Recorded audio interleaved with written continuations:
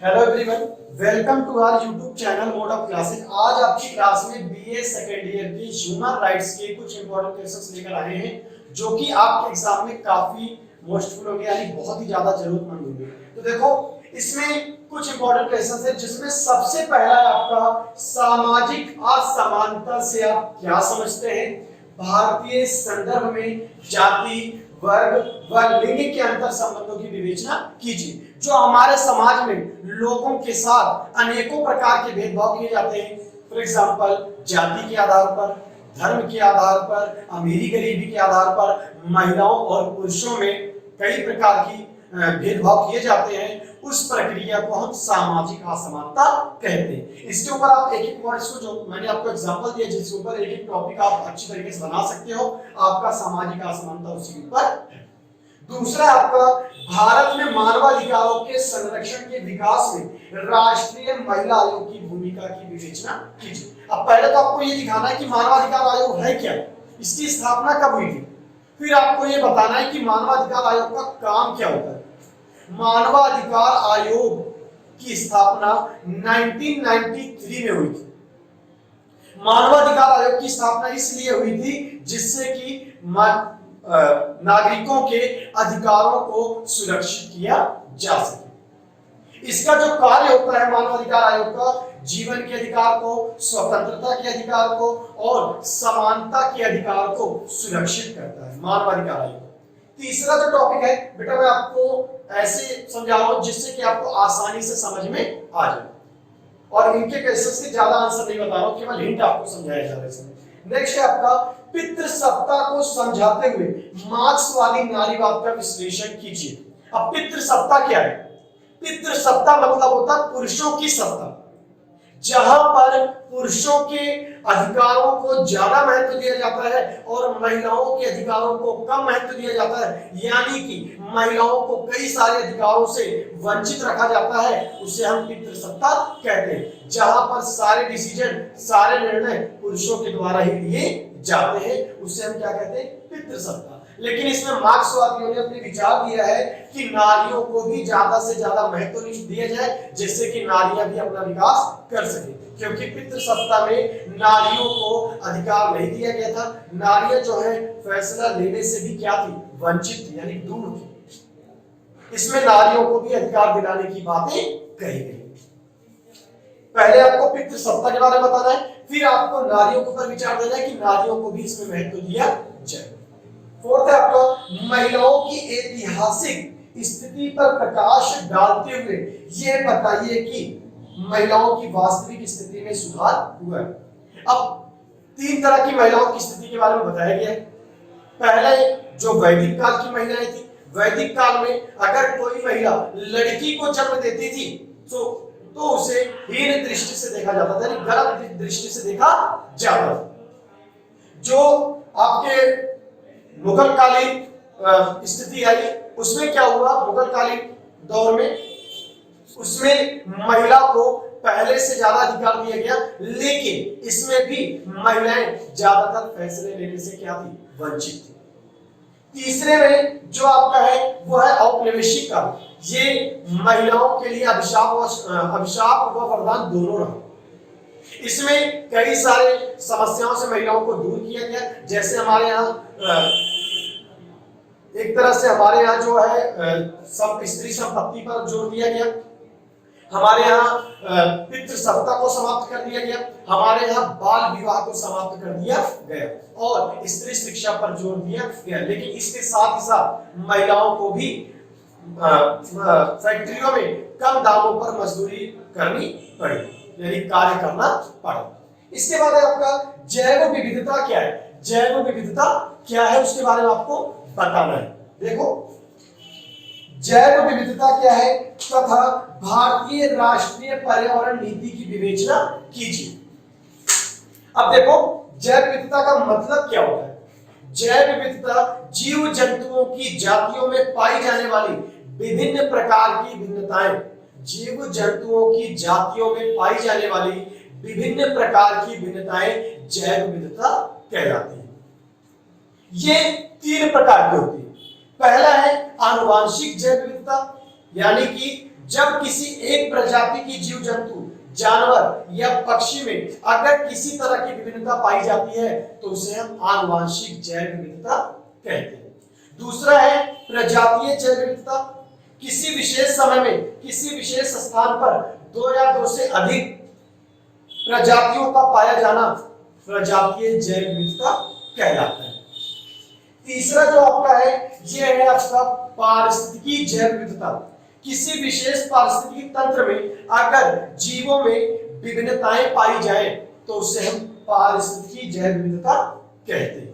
इसके बाद आपका भूमंडलीय तापन का क्या अर्थ है, इसको नियंत्रित करने में कौन सी चुनौतियां आई? भूमंडलीय तापन का क्या अर्थ है, इसको नियंत्रित करने में कौन कौन सी चुनौतियां आई? अब हमारे यहाँ भूमंडलीय तापन का मतलब क्या होता है? कार्बन डाइऑक्साइड और अन्य गैसों के रिसाव के कारण भूमंडलीय ताप में वृद्धि हो रही है, जिसके कारण हमारे यहाँ प्रदूषण बढ़ता जा रहा है और प्रदूषण के कारण हमारे यहाँ ओजोन लेयर में छेद होता जा रहा है, जिससे हमारे यहाँ अनेकों प्रकार की बीमारियां जन्म ले रही हैं। अब इसको नियंत्रित करने के लिए संयुक्त राष्ट्र संघ ने कई सारे सम्मेलन आयोजित किए, जिसमें पृथ्वी सम्मेलन को भी आयोजित किया गया था कि जिससे पर्यावरण को सुरक्षित किया जाए। हमारे यहाँ क्योटो प्रोटोकॉल समझौता हुआ था, जो कि जापान के एक नगर क्योटो में हुआ था 11 दिसंबर 1997 को। उसमें भी बोला गया था कि जो विकसित देश हैं वो गैसों के उत्सर्जन में 5% की कमी लाए। साथ ही साथ पॉलीथीन वगैरह पर भी रोक लगाया गया। हमारे यहाँ वायु प्रदूषण, जल प्रदूषण सबको सुरक्षित किया गया, जिससे हमारे यहाँ भूमंडलीय ताप को रोका जा सके। हर चीज पर जोर दिया गया। इसके बाद आपका महिलाओं की घरेलू हिंसा से सुरक्षा अधिनियम 2005 की क्या विशेषता है? महिलाओं की घरेलू हिंसा से सुरक्षा अधिनियम 2005 की क्या विशेषता है? इसमें तथा इस अधिनियम ने किस सीमा तक महिलाओं को मजबूत बनाया? अब इस अधिनियम में महिलाओं को हर तरह का अधिकार दे दिया गया था कि महिलाएं भी अपना विकास सही तरीके से कर सकती हैं। महिलाओं के ऊपर किसी भी प्रकार का दबाव नहीं होगा। महिलाओं को भी कानूनन अधिकार दिया गया, लेकिन उससे पहले इसमें महिलाओं को बहुत सारे अधिकारों से दूर रखा गया था। महिलाओं को हर तरह के विचारों से दूर रखा गया था। इसलिए 2005 में एक नियम बनाया गया, जिसमें महिलाओं को भी जितने अधिकार पुरुषों के पास है उतने अधिकार महिलाओं को भी दिए जाएंगे। ये नियम कानून बनाया गया 2005 में। आज के डेट में आपको पता होना चाहिए महिलाओं को लेकर के कई सारे अधिकार दिए गए हैं। इसमें ज्यादातर अधिकार जो बनाए गए थे 2005 में बनाए गए थे। इसके बाद आपका भारत में महिला सशक्तिकरण में महिला आंदोलन का योगदान रहा है। परीक्षण कीजिए। ये तो आपका सेम महिला घरेलू सुरक्षा अधिनियम से संबंधित है, क्योंकि महिलाओं ने अपने आप को मजबूत बनाने के लिए, अपने आप को आगे बढ़ाने के लिए कई प्रकार के आंदोलनों का सहारा लिया था, यानी कई प्रकार के आंदोलनों को चलाया था, जिसके कारण महिला आयोग का गठन किया गया। और महिला आयोग ने महिलाओं के अधिकारों को सुरक्षित करने के लिए कई प्रकार की नीतियों का निर्माण करना आवश्यक समझा। इसके बाद आपका इसमें तो आपको महिलाओं के आंदोलन से रिलेटेड बहुत सारी चीजों को बताना है, जो कि महिलाओं ने कौन कौन से आंदोलन किए थे। उन्हीं आंदोलन के माध्यम से महिलाएं आगे बढ़ती रही। इसके बाद आपका वैश्वीकरण ने भारत में श्रमिक संघ आंदोलनों को और भी कमजोर बना दिया। मूल्यांकन कीजिए, क्योंकि वैश्वीकरण के कारण बाहर की कंपनियां हमारे देश में लगने लगी, जिसके कारण हमारे यहाँ के जो श्रमिक संघ थे उनका रोजगार खत्म होता चला गया।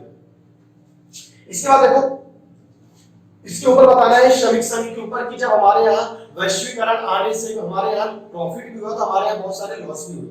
हमारे यहाँ वैश्वीकरण के आने से हमारे यहाँ जो विकसित देश की कंपनियां थी वो अपने आप को आगे बढ़ाने लगी, और हमारे यहाँ जो छोटे छोटे किसान थे, जो छोटे छोटे उद्योगपति थे, जो छोटे छोटे कारखानों में काम करते थे या छोटे छोटे कारखाने थे, वो बंद होने लगे। इसके बाद आपका निम्नलिखित में से किन्हीं दो पर संक्षिप्त टिप्पणी कीजिए।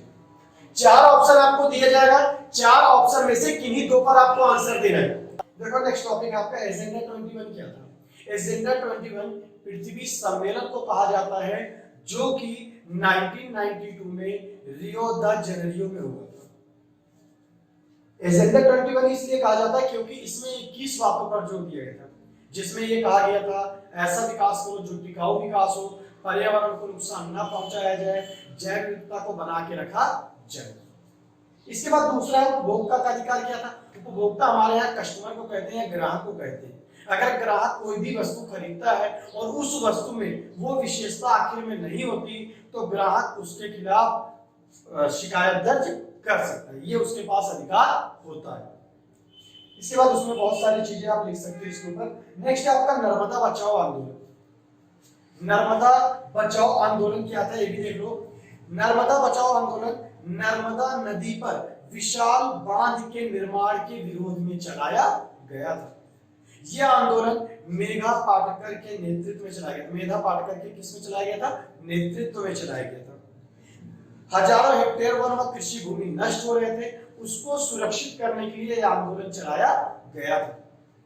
50,000 लोग विस्थापित हो रहे थे, उनको विस्थापित होने से यानी कि सुरक्षित करने के लिए उनके लिए यह आंदोलन चलाया गया था कि उनका घर बार न छीना जाए। पर्यावरण को ध्यान में रखकर के बांध बनाने पर बल दिया गया था। किस आंदोलन को इसलिए चलाया गया था भाई? उसके लिए आपको पहले पर्यावरण को भी ध्यान में रखना पड़ेगा, क्योंकि हजारों हेक्टेयर वन व कृषि भूमि क्या हो रहे थे? नष्ट हो रहे थे। तो उसको सुरक्षित करने के लिए नर्मदा बचाओ आंदोलन चलाया गया था।